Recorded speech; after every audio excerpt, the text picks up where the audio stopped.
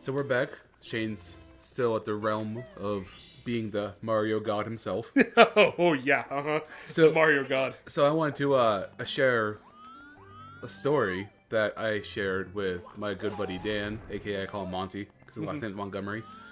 You can check out his Twitch, I believe, is at twitch.tv/Dantigan. We'll put the description. Well, we'll put his channel in the description below, I should say. Yeah, Words are hard. Words are hard.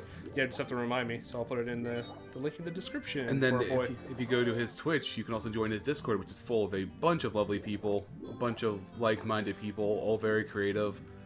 Everyone's really supportive of each other, very mental health positive, and that's something that you don't see a lot. No. But he's a fantastic guy. I've known him since I was 16. We met on Halo 3, of all things. Oh, so it was one of the guys you just met on online. You guys have just kind of hung out since? Yeah. That's awesome. Yeah. I love hearing that.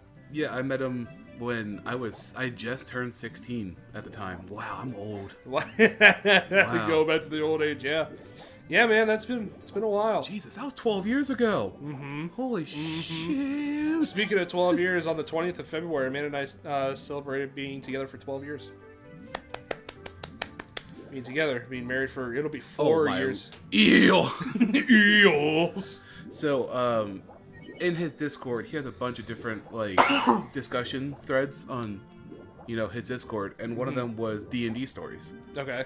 And I don't know if I told you, I think I have, but, I love those kind of games. I love D&D, I love Trails of Cthulhu, all that kind of, RPG, mega character, imagination stuff. I'm not good at those games. I'm not very creative. They're fun. They really are. It's not about whether or not you're good at it. It's just about having fun with it. And I remember playing the D&D the one night, having fun with it. With the, did you have a dwarf that was an alcoholic? I had an alcoholic dwarf, and his weapon was a big, like a maul, but instead of a hammer end, it had just a beer keg bottle. And I remember, did you shove it into a goblin's butt? And I shoved it into a goblin's ass, because I was going to pull the trigger. And I rolled a 1, and instead of doing any damage, the goblin ended up liking it, snapping the fucking weapon, and then shitting it on me. Something like that. It was something wild like that. So, I think I've told you this story off camera before, but it was one of the ones it's one of the stories that are really near and dear to my heart. Mm-hmm. So we were doing a Trail of Cthulhu game. Have you ever heard of that? I have heard of it before, yes. So, basically, there are these pre-made stories or custom stories that you can do for Trail of Cthulhu, which all revolve around, Cthulhu and the Cthulhu mythos. Mm-hmm. Spooky space squid is the best way. Spooky space squid is the best way to explain Cthulhu for all people, which I'm pretty sure almost everybody knows what Cthulhu is now. Yeah. He's been kind of bastardized, so everybody knows him now. Mm-hmm. Although, shout out to H.P. Lovecraft. He's made some wild stories. So I have to get close to him, not get hit by him, then I have to leave, because that eventually forces him out. Huh. At least I think so. Although I disapprove of what he named his cat. What do you name his cat? Oh, you can't say it on YouTube. Oh, okay. Well, then we'll leave it out of that. People can Google it. So, I asked my friend Monty, I was like, hey, can I share a story of a Trail of Cthulhu run-through in here? He was like, oh, sure, it still counts. I was like, okay, well, buckle up, everybody. I got a story for you guys. And then he just posted a gif of, some dude eating popcorn. Mind you, this is going to be it might be a little bit of a longer story, because I actually have it all written down. Oh, there you go. Let's see. I literally have it all written down on my, in the post. Okay. So should I just read it word for word? Yeah, go for it. All right. Do, re, mi, fa, sol, la, ti, do. Get your reading voice ready. Yeah. So, a couple buddies of mine were playing a custom campaign for Trails of Cthulhu. So we were about 4 sessions in, and it involved solving this mystery why a famous doctor murdered his nurse and 5 patients and suddenly vanished in their room when the police broke in. I played an up-and-coming news reporter who studied pretty much every language in the pursuit of knowledge. Okay. When I heard about the story, my character rushed to the scene to get the scoop of the century, and I encountered everyone else's characters as they were all breaking into the scene of the crime to figure out what was going on. So somebody unwillingly touched a cursed stone that allowed teleportation around the Earth to other stones of the same power. But before I was chucked through space and time, I grabbed the stone tablet that was covered in these Egyptian-like base hieroglyphics. I just butchered that, by the way. Hieroglyphics. Hieroglyphics. So the campaign continued, and I found 4 of these tablets, along with the one I already had. So I had 5 tablets. Okay. So the timer continues to go down as the rest of our group experience these horrors beyond all imagination. Monsters, tentacles, guys that explode into tentacles, tentacles that explode into guys, stuff like that. So we eventually discovered that the Doctor was a part of this cult that had one purpose in life, awakening the slumbering one to this realm of reality. Okay. So things looked pretty bleak as we were told there was less than 5 turns before Cthulhu resummoned with the ritual. And so we took this break. It was like a dinner/bathroom break. Everyone, smoke your cigarettes and do your peas and poops and eat some McDonald's. So that's when I remember that this is an RPG based off your own imagination and creativeness. Yeah. So I was thinking to myself, how do we stop Cthulhu and make our DM mad as hell? We have these 5 tablets, and I don't know what their origin is or what they do, and then bam, it hit me. Like a glorious fire, it hit me. We're gonna save the fucking world by fighting the slumbering one with a true god. Okay. So we continue the campaign. We continue this campaign. I'm losing my voice because I really am dehydrated. Holy crap. Jeez, man. So we're continuing this campaign, and it gets to my turn. 1 turn left until the ritual is complete and all hope is lost. I ask the DM, can I translate these tablets to English so we can all read them? He tells me to roll. Success.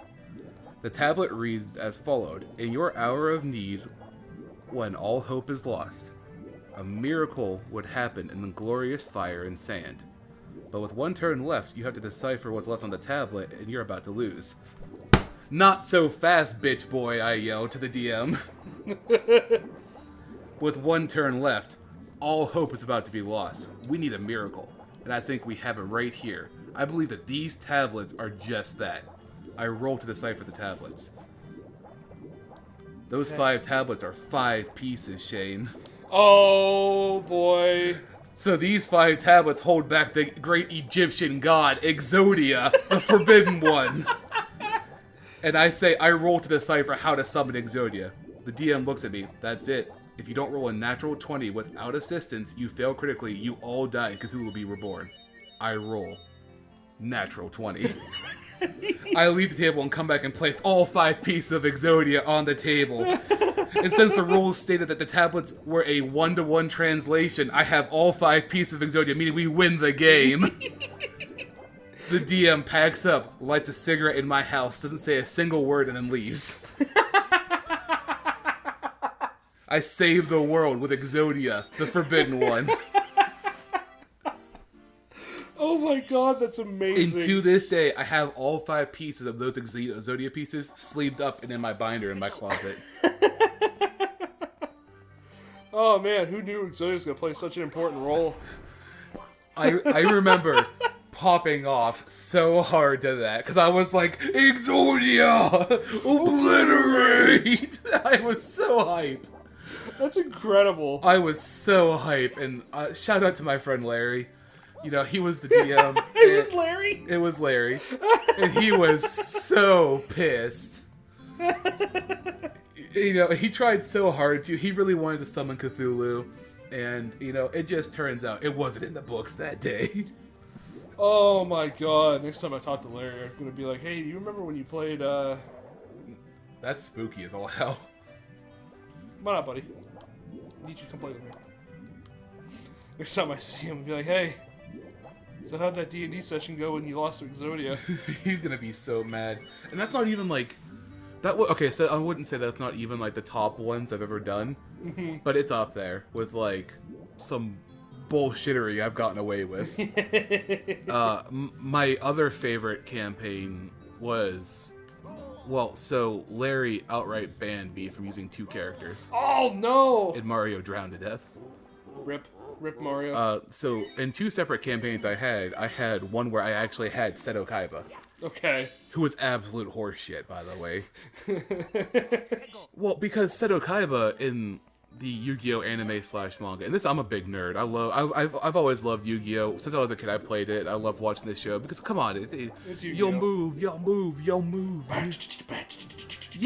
that shit fucking slaps. Like it sure does. And like Kaiba is always this like I have all the money in the world. I don't believe in magic. I have the mental fortitude to handle anything. Yeah. And that's what he was. He had all the money in the world, and he had the mental fortitude and wisdom to get through anything.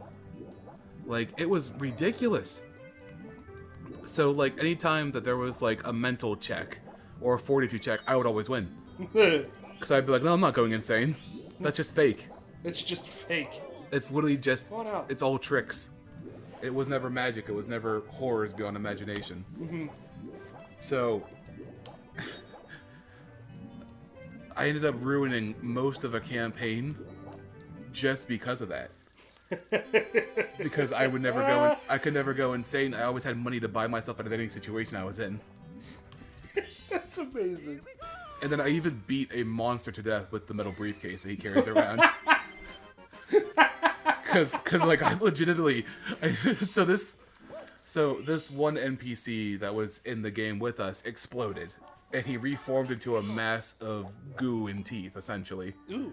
And I was like, well, I reach into my briefcase and throw $100 at him and tell him to fuck off. And he didn't fuck off, so I was like, well, then I bludgeon him to death with my briefcase. But another one was I played Alberto Del Rio, the Mexican aristocrat professional wrestler. Roberto Del Rio. And I literally hit a cross arm breaker on a mummy. Because it reached out to try to grab me by the sleeve, and I rolled dexterity, rolled the arm with me, and brought him down and gave him a cross arm breaker and made the mummy tap out. I also almost got sacrificed that campaign. They were one turn away from me being sacrificed. Like, my chest was open, the knife was over my chest. Oh my God. And they broke it and saved me. It was a lot of fun. That's amazing. It made the mummy tap out. Just, Yeah, he's like, whoa. Oh shit. I'm not that creative. Like, I would never be able to think of that stuff on the fly. It's something that I've always been good at. I've always been really good at storytelling and, like, storyboarding in general. I'm having enough difficulty trying to improv instead of making stories up. No, I could never. But, man, that's amazing though. yeah, That's so funny. if anybody out there is willing to animate or even draw a picture of Cthulhu getting absolutely obliterated by Exodia, 100% contact me. I will pay you.